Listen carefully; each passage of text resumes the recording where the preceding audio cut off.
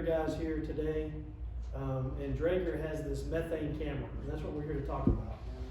And so, just kind of a quick overview of what we're going to talk about today. So, Amir is from Israel, and he's going to do a little quick presentation on the technology and how it works and uses of it and what it can and can't do for about 30 minutes maybe. And then after that, we've got a Metcam right here hooked up. And the Metcam not only does it have methane, but it's got a video feed. So we can talk about that, hook up right here. Unfortunately, being indoors in the room, you can't really test it. The testing mechanism doesn't work. But we'll talk about that in just a minute. And then the final piece of it, Jake from Tank Logics, we got a methane camera actually installed on a tank battery south of Midland. So it's got its own IP address. So we're going to log into that camera and look at its feed so you can see what the camera sees. And we got some videos one day when we were out there messing with it. So, we'll be done 11:15 at lunch, but you're welcome to hang around, and here in a little bit, after we get done talking, I've got these we'll raffle off the stuff. If nobody else shows up, pretty much everybody's guaranteed a raffle. So that's the good news, right? So, all right, so that, and we're very informal. If you got a question, something that makes sense, you want to just belt it out. So Amir, it's all yours. Okay, thank you. All right, Amir, you want me to? Thank you all for coming. So this is going to be a short talk about, I'm going to start out talking about what optical gas imaging is all about. Well, the microphone, you get a little louder. Is it on? Is that on? I'm not coming on? There we go. Okay? Yeah. Yeah. So, You guys here in the back? Yeah, we're good.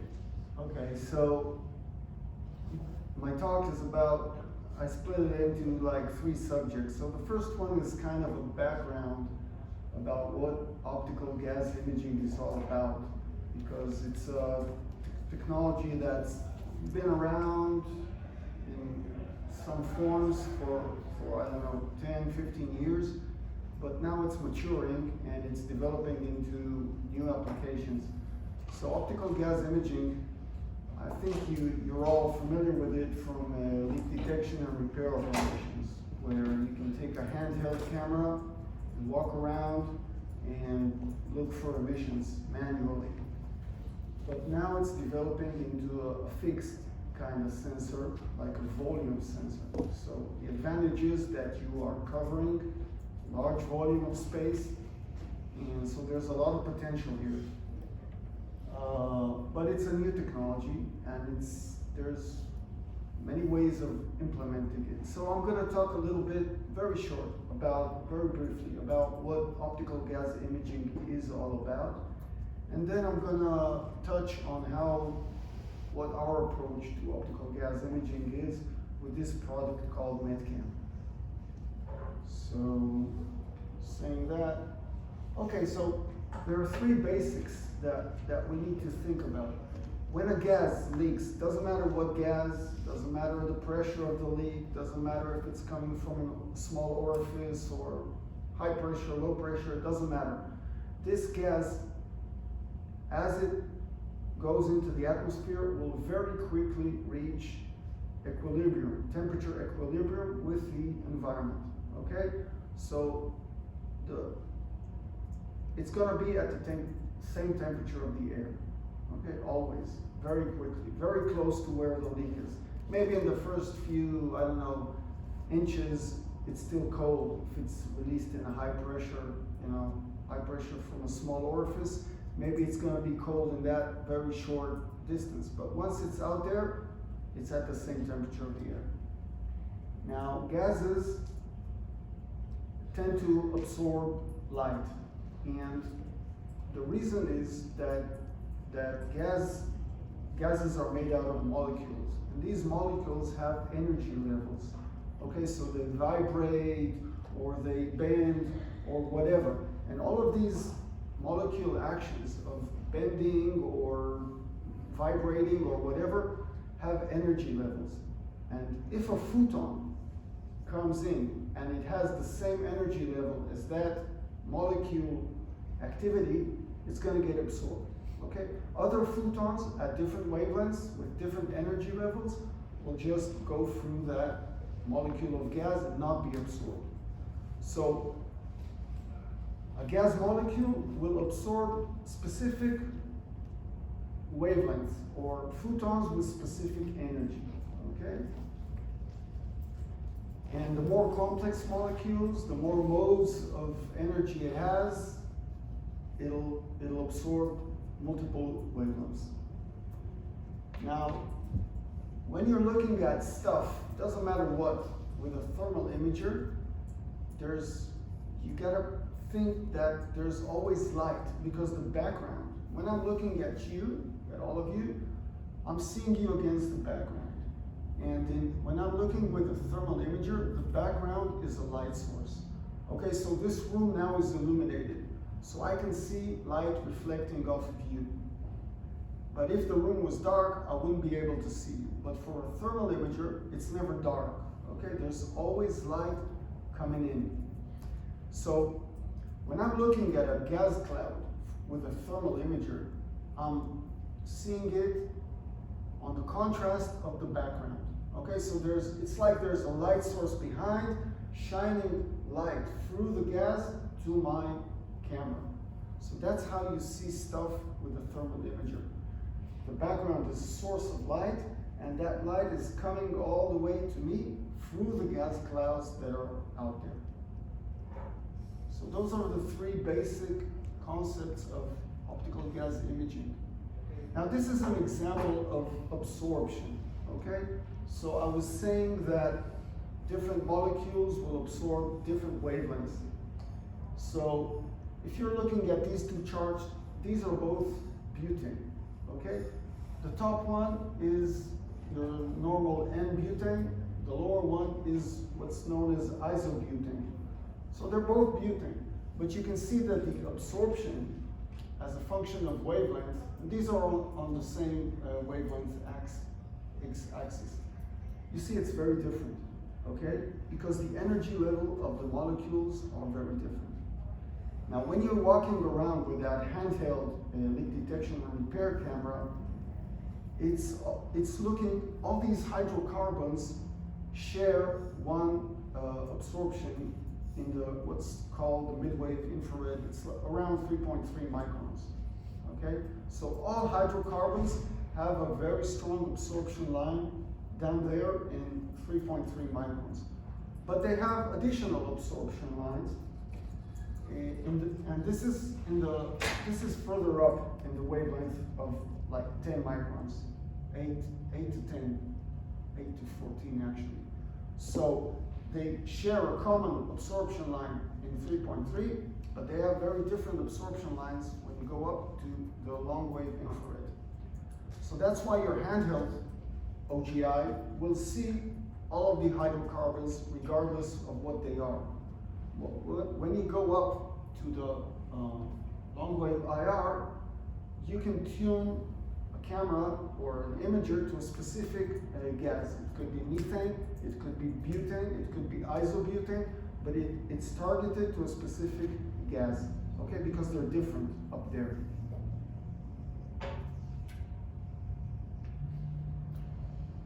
Okay, this is an example of methane, okay? So you see methane, you see the, how do I do this? Oh, sorry. You get the bottom one back, Back. and then the top one, hold it down. Hold it down. There you go. Okay, so you see this absorption. This is in the 3.3 region where all hydrocarbons have a very strong pronounced absorption line. This one is the one that we are detecting, is up there at the 7.5, 8 microns, okay? Now, consider, I'm looking at through a gas cloud, okay? The gas, I'm here, I have a background, and the gas cloud is somewhere in between me and the background. Now, the opacity of that cloud changes with its density. So the more dense you have, the more density you have, the lower the opacity, okay? So if it's a small cloud, I can partially see through it, okay? It's partially absorbing the energy, but I can partially see through it because it's semi-transparent. Once the density becomes high, it's totally blocking the background, so I cannot see the background. Okay, I can only see the cloud. Photons from the background coming towards me get absorbed in that cloud, and they will not reach my IR camera. Okay, so there's wavelength, and there's the level of how much that cloud absorbs as a function of its density. And this is a simple model that you can use to solve that question and say how much gas is inside that cloud. So I'm not gonna go into it, but this is what it's showing. There's a background there, there's a gas cloud somewhere in the middle, and there's an IR camera up here. So photons are coming from the background, going through the cloud, or getting absorbed by the cloud into my IR imagers, my IR imager, my IR camera. Now, if I can precisely know a few parameters, which are the temperature of that background and the temperature of the air, I can solve this very well, and I can quantify the density of that cloud. Okay? But knowing those parameters is difficult. Okay? That's not a simple thing to do. So, based on the way that gas clouds interact with light, with IR light, you can come up with different configurations of an optical gas imager to, first of all, to detect where the cloud is, and maybe then to also quantify it. Because seeing a gas cloud is one thing, quantifying it is a totally different thing. Okay, it's a big difference, and I'll explain why. So the first cameras that were out there, those the handheld leak detection cameras, are these single band imagers. Okay, they only see inside that absorption band of the gas, in that 3.3 micron region. So what they do now is they have different methods of enhancing the presence of a gas cloud. What they normally do is that they do some frame subtraction, which kind of enhances anything that's moving out there. So if you have a gas cloud, it's always moving because it has buoyancy, right? So it wants to go up and disperse into the atmosphere. So what these imagers do is that they subtract frames. So when you subtract frames, one frame from the other, it strongly enhances the edges. You get a strong edge enhancement. So anything moving in there becomes very enhanced. Okay, so that's what those handheld things do. Okay, they subtract frames, and then they have a human observer. And a human observer is such a good imaging processing machine. Okay, there is nothing that comes close to a human observer. A human observer is a great processing unit, and it's very sensitive to movements and to subtle differences inside the image. Okay, so you have this camera that enhances movement, and you have this supercomputer looking at the results and analyzing them, okay, which is your eye and your brain. But this thing cannot quantify, okay, because it's a single band. It cannot say how much gas. It just says, oh, there's something leaking there. Some kind of cloud is coming out of that whatever, flange, vent, I don't know what. So, and also any movement, anything moving will have the same effect because it cannot differentiate if this is a gas cloud or if it's steam or if it's something else. Okay, so it's very hard to build a fixed gas imaging system based on this single band technology. Okay, it works great when there's a human there looking at it, understanding what he's seeing, And also, I'm sure you know that using these instruments requires some training, so you need to know what you're doing. But, so they're great when there's a human observer, a trained operator using those. As a fixed imager with a computer, it's very hard to do that. You get a lot of false alarms. And then there's other technologies that are more complicated, and what they're trying to do is they're trying to see that gas cloud with minimal false alarms and also try to quantify it, okay? Because quantifying is the biggest challenge. Can you open number 2? I think we're just at the end of it. So any questions about this, about the basic? I wanted to be real brief. I didn't want to go in depth in here, but. Okay, so how do we solve the problem? Okay, so what we try to do with Metcam is we had these ideas about how to do it right. So first of all, we use dual band imaging. Dual band is very similar to your point sensors, to your NDIR sensors, your open path sensors. They all use dual band. So what they do is they have two wavelengths. One is their reference, and one is the in-band. So the in-band will pick up the gas cloud, but the reference is like is looking at the background and is monitoring the background. So if the background changes, the reference channel will change with it. Okay? When you have like a point sensors, you have a light source. Light source is shining through some optical path, and it reaches these two detectors. What is the reference? And the reference is looking at the source. And if that source changes from degrades or whatever, that reference is going to pick it up. If there's some obscuration, the reference will know it. So having a reference channel is a very good way to immune your system against false alarms. So first of all, we're using dual band with a reference and an in-band sensor. And then we said, okay, we want to come up close to the asset. So to do that, we need a sensor, a camera that's Zone 1 certified, that you can come up close and get an unobscured view of the asset. And you also need a very wide field of view, because if I'm coming in close, I want to cover a large area. I don't want to cover a very small, I don't know. I want to see the whole thing. So even at 10, 20, 30 meters, I want to have a large field of view. I want to cover a lot of asset. So that was the number 2 design goal. And the number 3 was to keep it simple, okay? So you don't need to install any additional computers anywhere around in your control room or whatever. All the processing is done on board.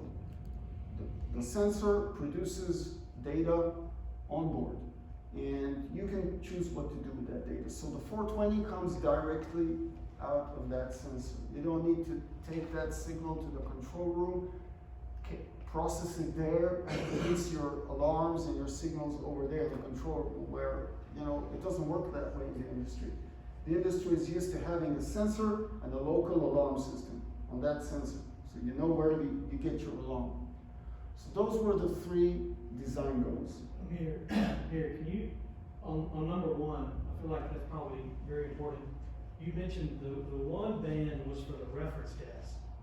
Yeah, I think the next one shows it. Atmosphere. Okay, So so what's the other one? okay, so we have 2 bands, okay, in the camera.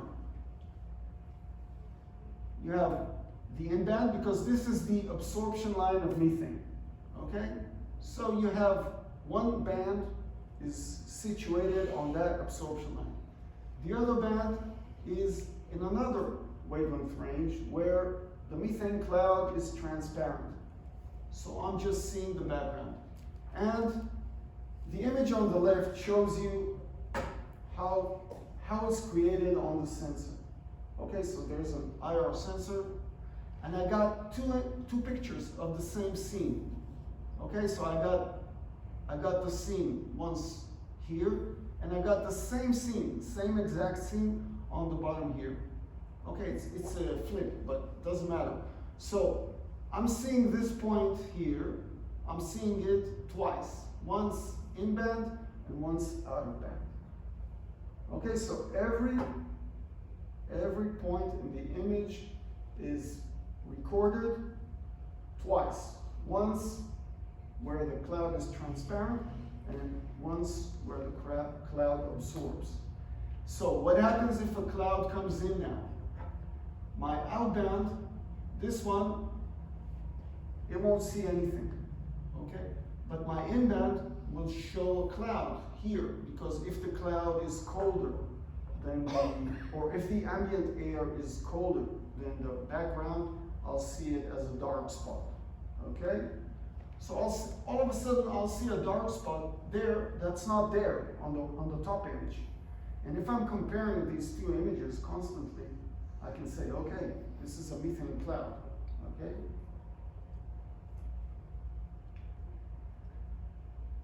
And so now what I want to do is I want to quantify this cloud. Okay, let's say I detected it. I picked up a cloud, I want to quantify it.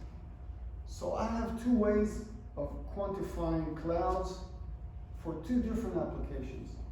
So my first application is a safety application. And that means that I want to pick up those dense clouds that could pose a threat, because they can ignite, okay? And clouds, as you very well know, ignite above what's called an LEL, a low explosion limit. And so I can actually measure the density of that cloud and decide if it's an explosive one, or if it's not dense enough. And then all I do is I give out warnings and alarms just like a point detector. Okay, same. I'll show you how it looks on the image, because we also add this information on the image, but we don't expect people to sit down and watch these videos, because that's not going to happen. So it's an automated system, it produces alarms, okay? And my other way of quantifying leaks is towards emissions, because now people want to know not just about their safety, but they also want to know how much gas is being emitted by that acid, right? So what you're seeing, gas clouds tend to move around, okay? They're dynamic. They move around with the wind, they have their own buoyancy, so even if there's no wind out there, they just go up. Now, as I said, I'm looking in two bands, okay? So this is an example. So you see that black line, that's coming from the reference channel. This one is coming from the in-band channel, where it picks up the gas. So you see that this channel is kind of, the black one, the reference is, well, there's some noise, but it's pretty constant. On the other hand, the channel that's sensitive to methane, you know, is really has some pronounced dynamics, because the gas flows in and out. This is for 1 pixel of the camera, okay? And I'm tracking each and every pixel of this camera. So I can tell, okay, there's something happening here. And I can calculate how much of dynamics is there. And I can correlate this with emissions. So basically, we are giving out two types of data. One is data that is useful for safety application, which means if there's a dense cloud out there that's above the defined thresholds, we will let you know, and we will raise alarms on the 420 coming out of the camera. The other application that's happening simultaneously is calculating how much gas is inside that image, is inside that field of view, and trying to quantify that. Now this quantification, I have to say it out front, is not precise, okay? It's very hard to precisely quantify emissions because wind plays a very strong role here. If there's a strong wind blowing out that gas, it's very hard. First of all, it'd be hard to pick it up, but let's say it's picked up, it's a large enough leak, it's very hard to quantify because gas disperses very quickly, and at some point it cannot be picked up. Okay? So if you have a cloud, that cloud is, the wind is blowing it out, and it very quickly disperses and it reaches levels that are below the detection thresholds. So this emissions detection is not a super accurate number, but it does give you a ballpark. Okay, it tells you, okay, this thing is leaking a few grams per hour, or this thing is, you know, there's a big leak going on. I have some examples in the next. Any questions about this part of the presentation? So is it, with that being said, with the wind, is it safe to say it's gonna under-report versus Yes, over-report? it's always gonna under-report. It's always gonna under-report. We do some compensation. It's gonna get better. We have a way of knowing how strong the wind is, so we can dial in some compensation factor for wind, but it's always going to underreport a cloud. Even if there's no wind, it's going to underreport.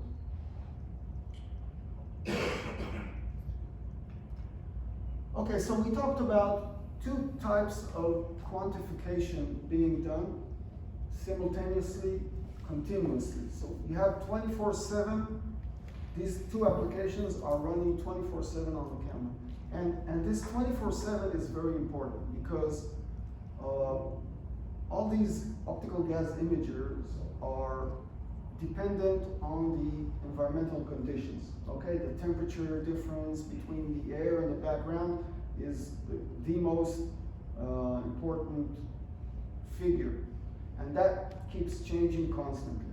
Okay, but when you are 24/7 monitoring, there will be always supposedly good times. So when you get a good contrast, especially in here, West Texas, okay, where the days are hot, the nights are cold, it's great for optical gas imaging.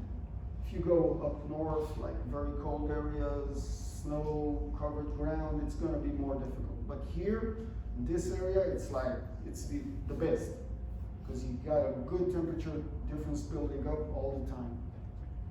So this concept of 24/7, for example, we've had an application where sometimes during the nighttime we suddenly see leaks and they're gone in the daytime. Okay, they're not there, and the camera says they're not there. They go up and try it with their sensors and the leak is not there. But come nighttime, the metal kind of, the flanges will open up a bit because temperature is decreasing and everything's like contracting a little bit, and there's a small leak coming out, and it's never going to be picked up when you do your method 21 during the daytime because everything's hot and the pipes, all the flanges are solid. So this continuous monitoring with an imager can give a lot of result. Eventually it's gonna pick up the leaks. If it's a continuous leak, it's gonna pick it up because at some point in time, the conditions are gonna allow for that. Okay, so you have to think about it a little bit differently than what you think about point sensors, because point sensors are running 24/7. Okay, they're at the same sensitivity all the time. Okay, this thing isn't. The sensitivity of this thing changes during the day, during the seasons. Okay, sensitivity goes up and down, but you have those periods where the sensitivity is high, and it's good, and it's gonna pick it up because maybe there's nobody there. We have these unmanned stations, okay, that are remote. People only come there every few, I don't know, 10 weeks or so. And they're monitoring the entire asset. Okay, they're covering like a large PRMS, a compressor station. So you get the coverage, and you get you get it continuously. So Amir, probably part of the understanding is knowing the particulars about the device and knowing that could change from day to night and night to day. So part of the knowledge or looking at this data and looking at it over a period of a few days is understanding what it's going to be doing during those particular times as well. Yeah, and the Metcam itself reports about that. So it can tell you, okay, I'm at very good sensitivity right now, or I'm at a low sensitivity right now. And actually saying that is not even accurate, because let's say I have a large field of view, okay? Some areas in that large field of view are gonna have good detection conditions all the time because there's a hot object out there.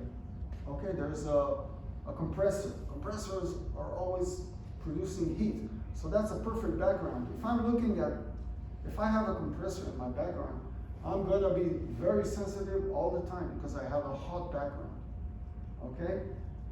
And other areas in the field of view, maybe not so much. Okay? If there's like, I don't know, some vegetation in the background, that's terrible. Okay? That's the worst background you can have. So you get the report, and you also, there's some more diagnostic data that goes even further in depth about what is detectable, what is not, and the sensitivity of the camera. But the sensitivity does change continuously. Okay. Okay? So it is a perfect application for compression stations? Yes. Anything that has a warm background that produces heat is a perfect application. Thank you. So as I was saying, we have two modes, and these two modes are different in the way they're quantified and the way they are reported. So the safety mode, is looking at cloud density, and the density is measured in percentage of LEL meter. Okay, so you're used to point sensors that give out in LEL, report in LEL, but open paths report in LEL meter. So this is actually reporting using the same units that an open path will use, because I'm looking at a path that starts from the camera to the background. I don't know where the cloud is within this area. I don't know how thick that cloud is, but I'm looking through the cloud, okay? Just like an open path. But I'm looking at through multiple air, right? Because I have this sensor with many, many pixels. So I'm doing this, it's like, 300 open paths looking in different directions. Okay? So this is about reporting in units of LEL meter. And this is towards safety, towards finding those very dense clouds that could pose a threat of igniting. The other, can you get that running, that little black thing is a video actually. Let's see. If you click on it. I'm clicking on it, but there's no Oh, it's a broken link. broken link. Okay, I can show it later. The other application is about the total emission within the field of view. So what's not showing now is that there's There you go. Okay. So now let's Can you get it to run? see. He has to do it with the pointer. There we go. Okay, so there's a gas cloud picked up, okay? That's how it looks. That's real life, that's a real methane cloud. And I'm recording it, and so the top chart that I'm producing from that gas cloud release is this one. And this one is in units of flow. So liters or liter per minute or gram per hour. Okay? So the leak started here, and this one is in liter per minute, so I'm seeing 200 liter per minute, going up to 300, coming down. And this is the total, the integrated flow of that cloud that's out there, that was picked up. Okay? And what I do in the bottom chart is I integrate this. Okay? And this is what I'm reporting. Okay, this is what you get reported out. It's the integrated emission. Okay, and this is not connected to any 420, any alarm system. Okay, this is just logged and through an accessible log. You can get it on the heart as well. So it's going to be added by the end of this year. We're going to have this on a heart, so you can connect it to your PLC or whatever. But right now it's implemented as a log that tells you, okay, over date and time, between this period and this period, I'm recording, 200 liters of gas were detected. And between this period and this period, and you can select the frequency of zeroing that, like resetting it to 0. So you could have an hourly report or a daily report or a weekly report. Okay, so you can tune it whichever way you want to, because as more gas is detected, this thing will just keep on climbing, right? Accumulating the emission. So at some point you want to reset this to 0, and you want to restart your count, because you don't want a count that's going on for months.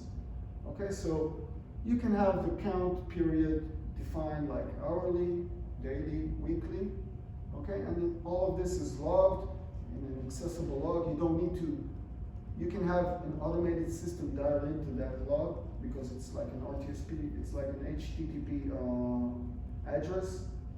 So you can just kind of query it from remotely and take that log down into your system and get that information. So the top is kind of showing peaks of flow, and then the bottom one is accumulation. Right, and this one is not shared. It's not logged, because it's not really informative, but it's a step in the calculation. Well, you're just kind of showing that to correlate with the actual video to kind of This show the correlates peaks of flow. with this, okay? Yeah. This comes from that cloud that is picked up over there, and then it's accumulated and reported. Okay? How many days can you store it in the memory? Oh, months. Months. There's no limit.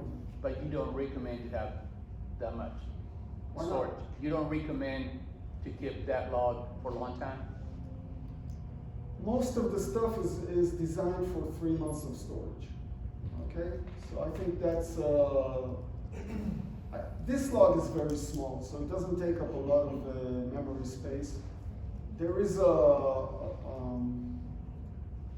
there's something called an event. When there's a safety event detected, we record it, the event itself, so you could go back and see what was going on, and that takes up quite a bit of memory. But that's like that would only keep 20 events, and that's like a cyclic memory. So once you get 21, the first one gets dumped.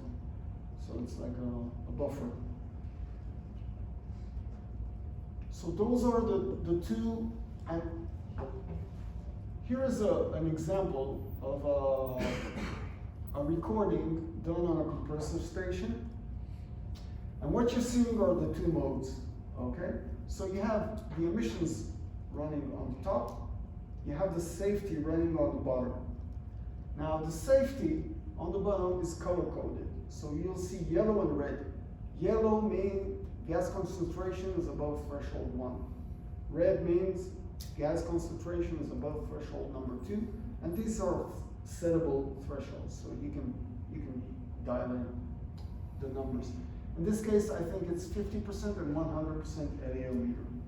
At the same time, we have an emissions up there running. An emission is designed to pick up the smallest leaks it can while avoiding false alarms. Okay, so there's a sensitivity like threshold, and it's constantly tuning itself to be the lowest possible, avoiding false alarms, because there's always a give and take between sensitivity and false alarms.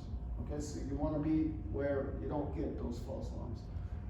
So you see that the clouds picked up in the emissions on the top are much larger than the ones picked up by the safety on the bottom, because the emissions mode is more sensitive. It's trying to be as sensitive as possible.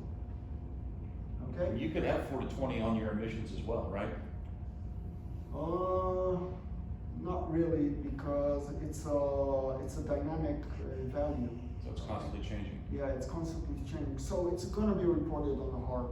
Okay. Heart is more appropriate for this kind of a dynamic variable.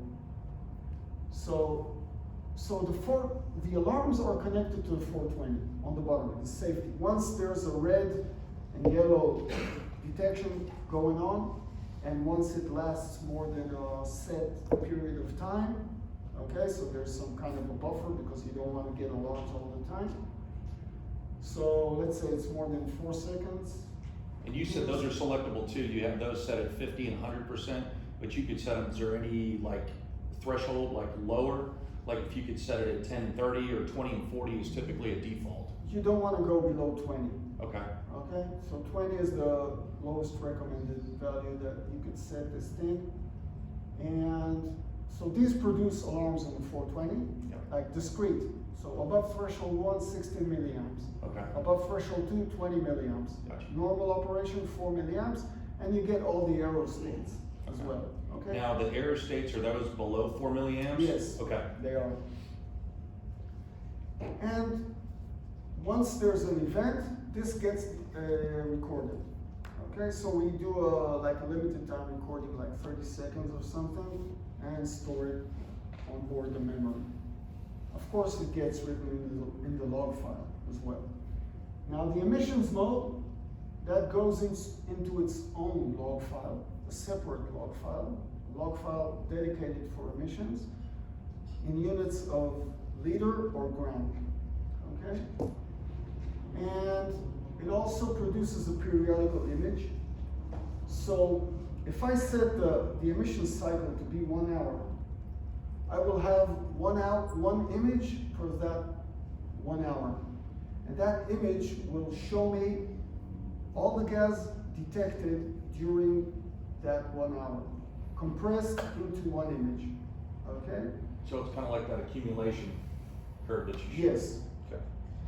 Yes, on one, but I can change the cycle, so I can do like a daily image, or I don't know, 2 daily image, or a 12-hour image, because these are images. Once you have images, somebody needs to look at them. And what's the lowest that you can set that? Because probably setting it at a lower threshold, like maybe 30 minutes, you can get probably more accurate representation of what's going on. Yeah, but you're gonna have to look at those images. Yeah. So somebody's gonna need to pull them up, pull them down, download those images, Yep. and take a look at them. And But you can do that. Yeah, you Okay. can do that. Okay. Yeah, you can go down to 10 minutes. Okay. All right, perfect. So that's how it's being reported. So we have reports dedicated for emissions and reports dedicated for safety. So here, we got about 5 minutes before I want to start looking at some live pictures and videos. I'm done. I'm done, that's it. Well, look at there. You're done. Man, that's a well-oiled machine, Mr. Holmes. Okay, so, what I think we want to do next is, do you want to hook up to that camera over there? If Do I something can, you I'm wanna show there? not sure I can, I think Okay. We'll skip that for now, we'll let you work on that, Mark. Okay. Why don't you show them the video, the pictures that I sent you? Okay. So, what we did is we put one out in the field on a tank battery, and it's out there now, and we're gonna log on to it here in a minute, but I wanna show you some pictures. Of course, they got a bow right outside our door. But I wanna show you some pictures of what you're gonna be looking at. Do you want to do the pictures Yeah, first? do the pictures first. Okay, so, the next one's better, but Want to go to the next? I don't know if it's next there, you have to go to the other picture. Go back. X out of that. Good job, brilliant. Go to the next picture. Wow. Okay, so this methane camera is looking over the state map. So we're looking really at all the key patches, so we're monitoring. Unless you know. Yeah.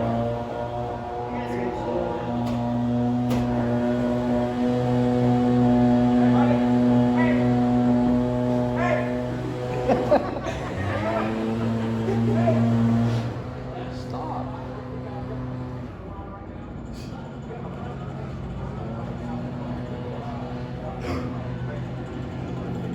So, and just behind the tanks on the left is the VRU skid.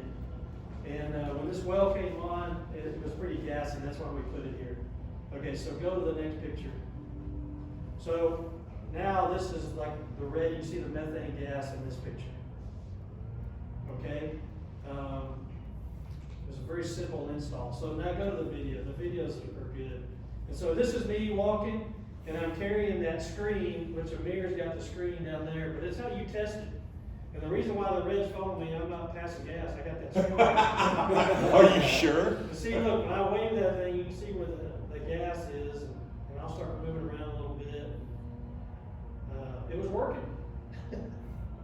Yeah, this imitates a methane cloud. Okay, it's like those plastics that you use on your open path, right? Yes. You have those test plastics that come with a. So this is the same. Basically, if you wave it, because a cloud is moving around, so you want to imitate the cloud, you need to kind of wave it, and this is like a end-to-end test. Do that one more time and move on to the next. What, dude? Just play again. So plastics manufactured out of hydrocarbons, and that's essentially what that screen is made out of, so. There's Todd passing gas.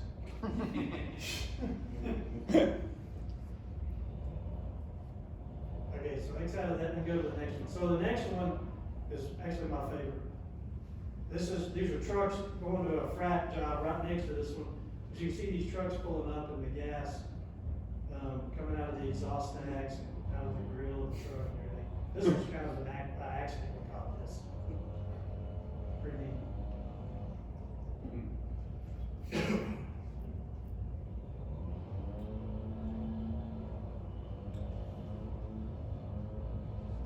So what's the distance on that? What's the distance on From where that? the camera's sitting to where that truck is at?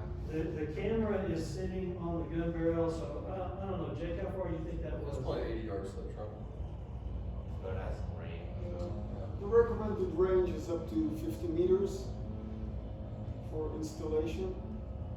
And you install it the same way you install a flame detector. So it needs to look from a little bit elevated position downwards. So like about 15 degrees. Yeah. Okay, so, we're done with that. Jake, let's look up to yours and see what the camera's doing right now. I have a question. Now, what about the quad away implications? If you see a leak, you have basically 30 days to fix that leak. I'm sorry, I So don't if hear you that. constantly see the leaks, would that honestly not harder for oil companies? Will the quad away implications? Because if you see a leak, if it's a quad away facility, you have 30 days to fix that leak. And so if you're constantly seeing leaks, yes, you wanna get out there and fix it, but instead of monitoring the facility twice a year or 4 times a year or whatever, basically get these facilities weekly. Defense is around 2 weeks. Oh, look. It's actually blowing down right Is now. the quad array facility very similar to like the Title V permits? What's that? The Title V permits that are required for the. Not Title V, just Okay, regular just, one, yes. okay. See, this is the live feed right now. There's a leak there. So they're working on the VRU right now.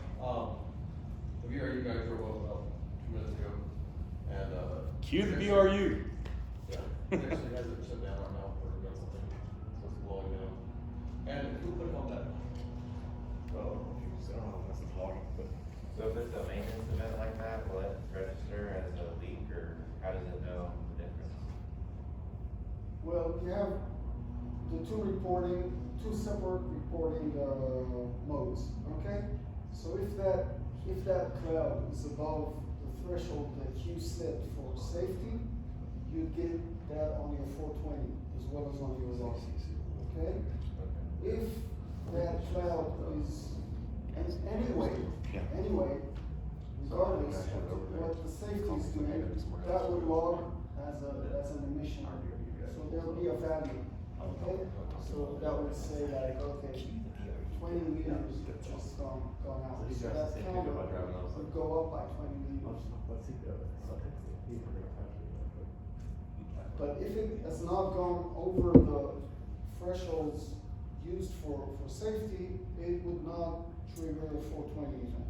Is there a way to pause the camera for maintenance for stuff like this? Excuse me? Is there a way to pause the camera and say, hey, during this particular, is it? Yeah, like put it in maintenance mode or We don't something. wanna, yeah, like a maintenance Well, mode, yeah. to say, hey, look, I don't wanna pick You up don't want this it to bitch go down against against your me. recordable Yeah. amount, if It's- it's intentional to fix something or something. Oh, You know what I'm saying? So if they're doing maintenance on something, then clearly there's going to be gas leaking out until they can get it fixed, right? But they don't want to count that gas that's leaking as part of their emissions. you can stop. You can stop it from recording. You can do that. It's Would an it- automated system, so if it sees gas, it records it. Hey Amir, would it be something that you guys could do to maybe put the camera in some sort of maintenance mode? Yes, there is we could. Okay, Yeah, we because could. then, by doing that, then they can, do whatever they have to do as far as Yeah. maintenance goes, and then take it out of maintenance once they're back, operational. Yeah, there is a maintenance mode. It was basically developed for disabling the 420 when you're using that thing. Okay? And that's accessible. Yeah, to the that's, user, or is that something? that's for, there's a web server on that thing. So So- IP address. Can you show it to them when you hook up to that, if you can? Yeah, okay. So there's a. Or like if you have a bunch of semis sitting on location, the camera picks all that up, Yeah, it would be good. yeah. Yeah, so there's a maintenance mode and it was built to disable the 420 alarms when you're doing that, with that testing. Yeah. But we can add like, okay, don't accumulate any gas when you're in maintenance mode. We can do that. Or is there a way to go back and, during, let's just say you've got all those trucks sitting there, so it would still report it, but then a way for them to say, hey, during this time and this time, remove that from the log. Can they remove it? I mean, it's their log, they can do whatever Yes, they want with the okay. log. So can you draw a window, like, on a regular security camera, you got a motion detection, you just draw like a square on? You can, there's a way to eliminate areas from Yep. detection. So during the installation, you can black out these areas. There's an application to do that. It's not on the user level, but the installer, it's like a separate application that an installer can be trained to do. Okay. But I wouldn't leave it, it's not there for the user. It's not open for the Yeah. user to do. But we could like block out the room? Yes, I yes, got you you. Okay, can, thank you you. can just black it out. So we can't install these ourselves either, Well, need to be trained, yeah. but you guys are open to all that. Sure. If it's something that people find, this is a new product on the market, we're learning, okay? So if you tell us we need this, and that, it's gonna be done, okay? There's no problem. So, Brandon, I will say, when we installed this one, it went fast. I was surprised. It actually took us longer to get the post and the mounting and do all of that than we have to. I mean, it's great. It's got the video. You can see if you're aiming right. And it was really, what I thought would be an all-day thing, it really wasn't. We had to make a run into town to get some materials that we didn't have. If that hadn't been there, probably been a couple hours or less. Yeah, there's a lot of different there's a multi-core cable that needs to be put into that thing, but we're changing that, so we're gonna be delivering them pre-wired, okay? So there's gonna be a multi-core cable coming out, and that cable is at the end, at the far end of it, will be split into one pair for power, 24 volts, an RJ45 connector for an Ethernet, because you could use it without an Ethernet, okay, but you're not making the most out of it, okay, so it's good to have an Ethernet connection that you can pull the data down, download, see what's going on, so it really makes sense to have an Ethernet connection, although you could, at the most basic way, you can just put power and 420 on this, just like a simple detector, but you're not getting the most out of it. Now, does this one have wireless on it as well? A what? Wireless. Yeah, but I wouldn't recommend. Yeah. Yeah, we're stopping. Okay. Mark, are we Man, recording that's this? a big one. Huh? Are we recording this? It's gonna be a great video. Yeah, right? I mean, That's all maintenance though, right? What? That's maintenance. you hope. That's what I'm talking about. That's what we're gonna say in this It's all, like- man, that's But to some extent too, you don't necessarily have to report everything, right? Because you have your method 21 for that. What you could do is you could say, hey, every time we do maintenance, we lose 1,000 gallons. Let's reduce that to 500. Yeah, I don't know. Yeah. It depends how you want to use the info. So it's continuous, okay? We're covering the whole asset. You know, if you have a point detector anywhere in there, it may or may not pick anything, you know. It's like arbitrary. Point detectors are arbitrary. They depend on the gas coming to the detector. Oh. It's what people use because it's the best available technology, okay? But it's a totally different thing when you're covering the entire volume, okay, the entire space of the asset. It's a huge difference. Okay. All right, so what do you want to do, Todd? Do we want to go to? And so, any other questions on the Metcam? And that's a video stream. What you're seeing here is a video stream. Yeah, you can see people. That's generated by the Metcam. There's 3 of them, okay? There's 3 parallel video streams coming out. Each one has its different IP address, and you can dial them into your video management system, or I don't know if you guys use it, but security cameras use something called ONVIF. That's their standard protocol, and this thing also has an ONVIF interface. So you can feed it into like a security camera system, recording system, and then you can keep your own, you know, buffer of video that you've recorded.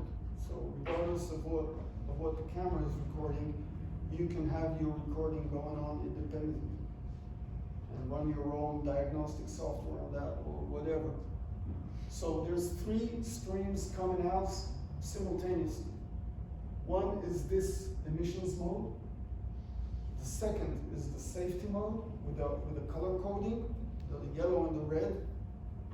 And the third one is just a color video with a wider field of view. So you can use that as like a situational awareness video.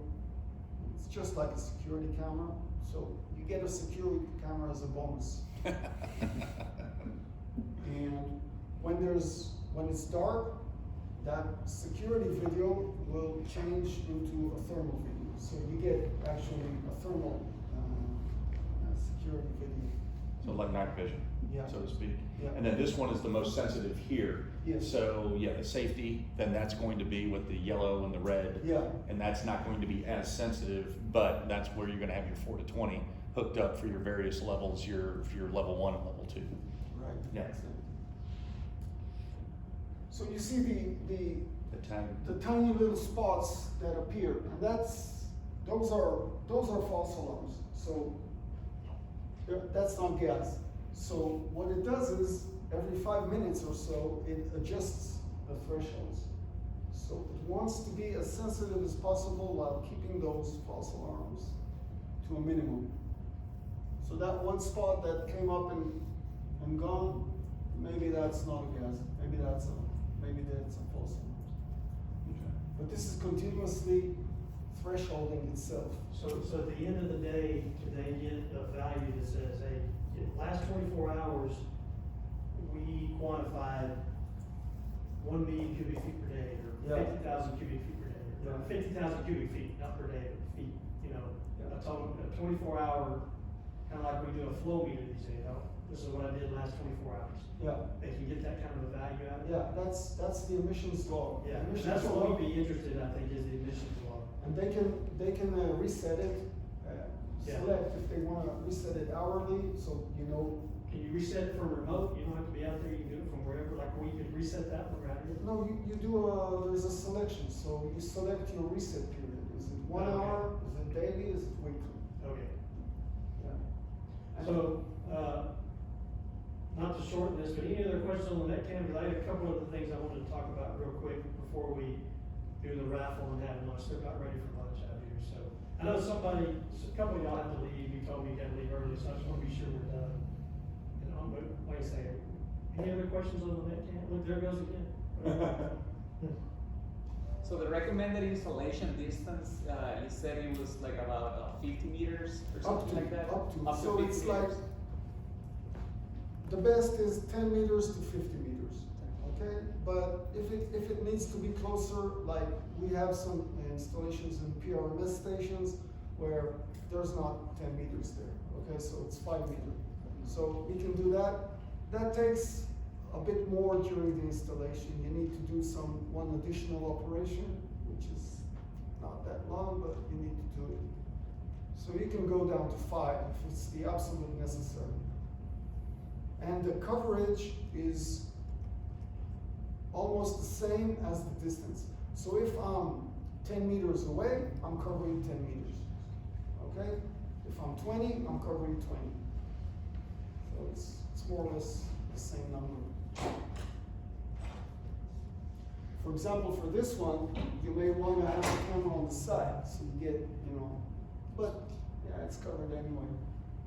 So the only thing I think we really talked about when we installed this was we had it aimed down because obviously we wanted to see these steep hatches that were down low, but we didn't want it pointed off into the horizon. Right. Into never.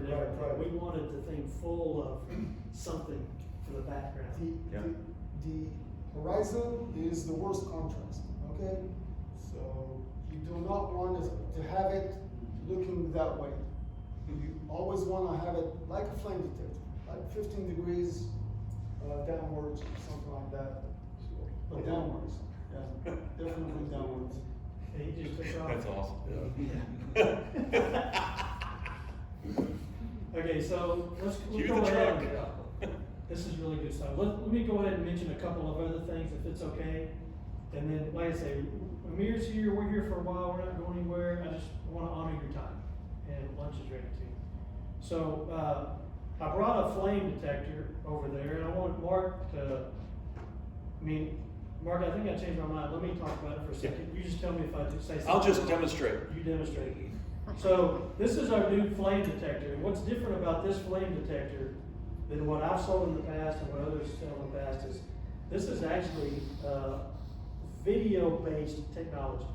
So in the past, we would use infrared, and the flame had to meet 3 different bands of infrared to be called a fire. Now they sell that one also, that technology, but this one, it's video-based. It's looking at the fire to see if it's really a fire. And I'll tell you a quick story about it that'll illustrate this. Is during COVID, right? Everybody's at home, everybody's figuring out how to pass their time. So I get this to play with, and I'm like, all right, I'm gonna learn all about this new flame detector and see what I can do. So I've got, in my fireplace, I've got gas logs, because I got tired of doing the ashes and all that. So my flame sits there and goes like that, and I've got this thing powered and aimed, and I crank the gas on that thing. I got the biggest fire I can get in my fireplace. And That he's thing blowing doesn't my go. phone up going, this I'm thing going, doesn't work. This is brand new and it doesn't work. It's driving me crazy. And I'm like, I'm totally afraid to go show this to somebody, because the last thing you wanna do is go show something that doesn't work.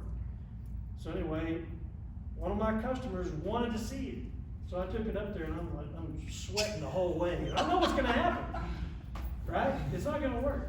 And so, but because the reason why it won't look at my fire and my gas logs, because that's a controlled flame. It's not out of control. It's looking at that, and it knows that is not a fire that I want to alarm on. So what we did is at the customers, we got a little bowl, and we poured some rubbing alcohol in it and set that on fire. And we aimed that thing at it, boom, right off. Because that flame was sitting there going like that. So anyway, I just wanted to mention this flame detector, because it's really a great thing. And if you buy the expensive version, you get a video camera with it. So it's also a free security camera plus a flame detector. Yes, and now remember, so there's two different models. This one does not have the video feed, but we have what's called the Flame 5000, which is a CCTV output. So CCTV output is based on a 640 by 480 pixel array. So what Todd's talking about is that the flame has to exhibit flicker and intensity at a minimum of 67 pixels before it's considered to be an actual fire. Okay, so the response time on something like this is going to take maybe about 3 to 4 seconds for it to actually go through its algorithm and go, okay, it's a fire versus it's not a fire. Okay, something else that we do with this detector with the Flame 5000 is that it also has on board a mini SD card. Okay, it records 7.5 seconds before and after an event. Okay. Reason being, and this is something that we had on, it started off probably about 10, 15 years ago, developed for offshore assets, FPSOs. Well, we actually had a video from a customer where they had basically a box of oily rags that are sitting on the deck about 12 o'clock midnight or 1 o'clock in the morning. Those rags spontaneously combusted. Detector went off, okay? Nobody was there to view the fire. Once it self-extinguished, it went back to normal operation. So they're like, okay, well maybe we had a problem with the detector. So they went to the video, they pulled the micro SD card, and then they were able to confirm that that event happened. So this significantly cuts down on your false positives, okay? Especially for outdoors where you typically have like a UV IR, those things are gonna be constantly going off with the sun, with flares, with welding torches, with reflection off of metal surfaces, with water, puddles, ice, anything like that is going to give you a false positive with that UV IR. But this detector, not so much. And what's key to this is that if this is hooked up to an executive action, let's say a rain curtain, or it's going to dump product, okay, 3 things that you're going to have a problem with false positives. Number 1, it's going to shut down the process. Number 2, you're going to have to recharge the process. Number 3, it's time, okay? So this significantly cuts down on a lot of those false indications that you'll typically get. And at the end of the year, we will then have, with this device, 4K. So right now, it's kind of like watching a football game in 1980, right? That's the process. So don't put that next to a 4K camera, and they'll be like, oh man, there's something wrong with your detector. No, I gave you a flame detector. I gave you a free process camera. Okay, so just know that we'll have 4K capability at the end of the year. Okay, and then the other thing, thanks Mark, the other thing I wanted to mention, and I really hadn't planned on talking about it, Theo and I were talking a minute ago about some of the things that really ties into emissions, is just in the last year or two, we as Vector have some solutions for flare metering that are really becoming more and more important and popular now. Just like you gotta look at this, you wanna know methane leaks, emissions, we can also meter your flares. So we got different solutions depending on how good you wanna be and how much you wanna pay. So I just wanted to mention that, because if you're here and look at methane's leaking out of your tanks or VRUs, you're probably also thinking about or considering how much gas is going out my flare line. And we can meter that very well. So if you want any information on that, we can talk about it later. But that's really, I just wanted to do a quick thing about that. And any questions at all? That's really all I had. Any questions about any content? Since we're talking about flares, does Draeger make a flare eye? No, we're strictly unfriendly fires. So fires that you do not want to exist in your plant, that's what we detect. Okay, so not like burner management systems or anything like that. That we consider an actual friendly fire. Yeah. Okay, so